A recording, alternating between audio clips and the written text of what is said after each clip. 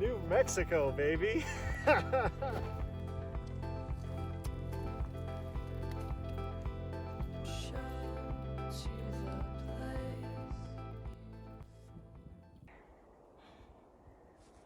Hey guys, welcome back.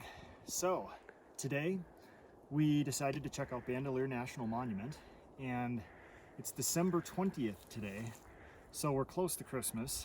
And the National Monument was interesting. Beautiful natural topography, but a ton of people, just an ridiculous amount of people. So we did a short hike, saw some of the stuff, and then got the heck out. We decided to follow this mountain road, another 15 or 20 miles up into the Valles Caldera National Preserve. There's tons of elk. It's known for its wildlife photography. It's an exceptionally wild place.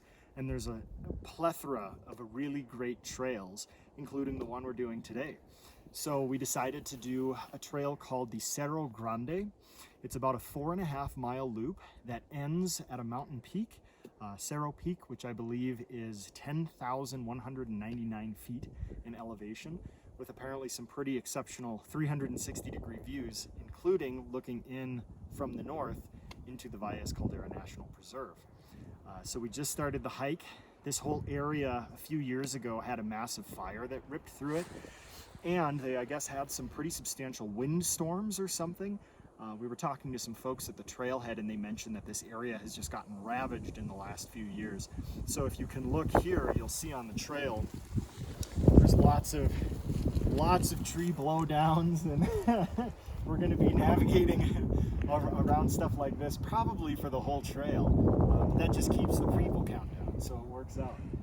But this whole area, the topography has changed substantially since all of these fires and things happened in the last couple of years. But nevertheless, it's still a beautiful wild place, and I think we'll get into some good views.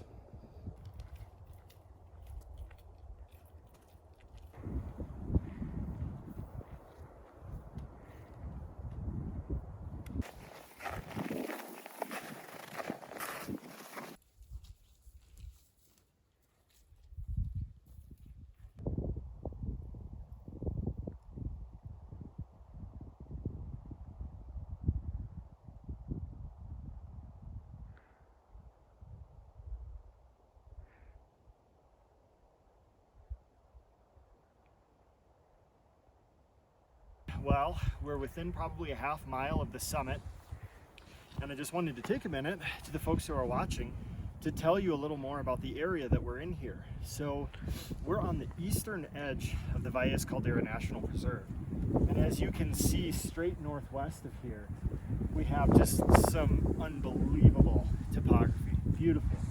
All of these valleys have multiple trout streams, blue ribbon trout streams running through them. One of them in particular is called San Antonio Creek.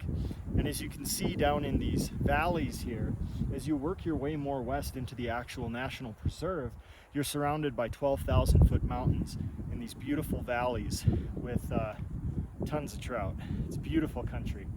Most of the peaks above 10,000 feet have pretty consistent snow.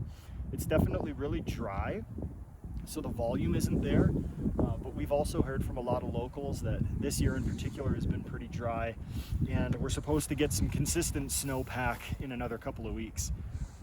But this whole area here, we're kind of right on the boundary of the National Preserve, and the views looking into the preserve on the border, not even in the main section, are just phenomenal. This whole area is just beautiful.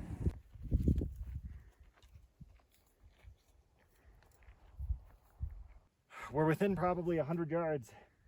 There's the peak. Made it to the top, 10,199 feet. The views are pretty great up here.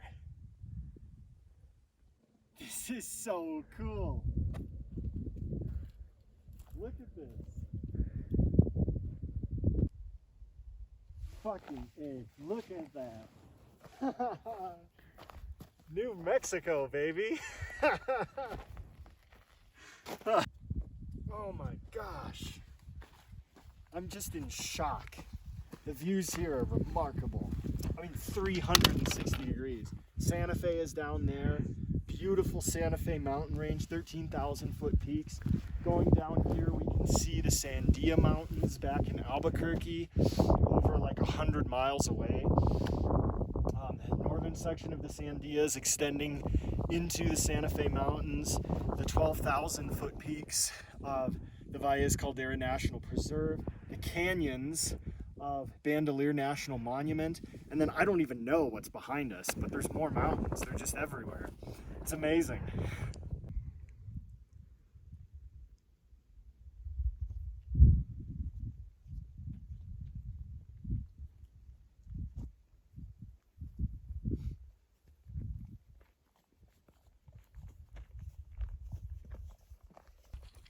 Pistachios at 10,000 feet.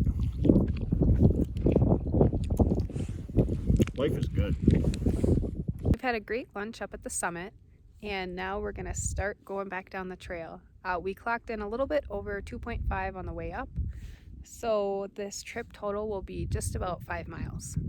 And I think under 2,000 feet in elevation change. We'll have to check when we get back.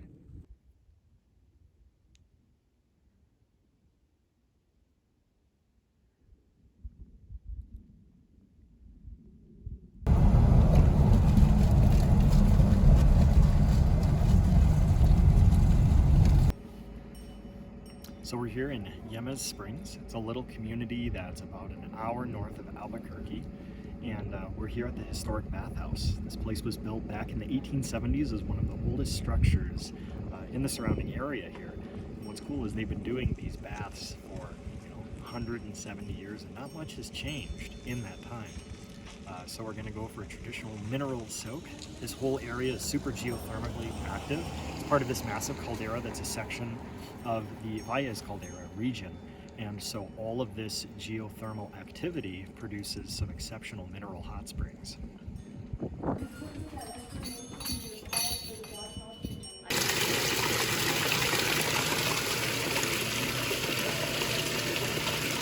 So we're at the Albuquerque Botanical Gardens here for the River of Lights. It's an event that they put on for several weeks leading up to Christmas, and they trick out the entire botanical garden. There's over a mile of beautifully lit Christmas displays, so we're gonna go check it out. And if you look behind me, you can see we have the start of the light show.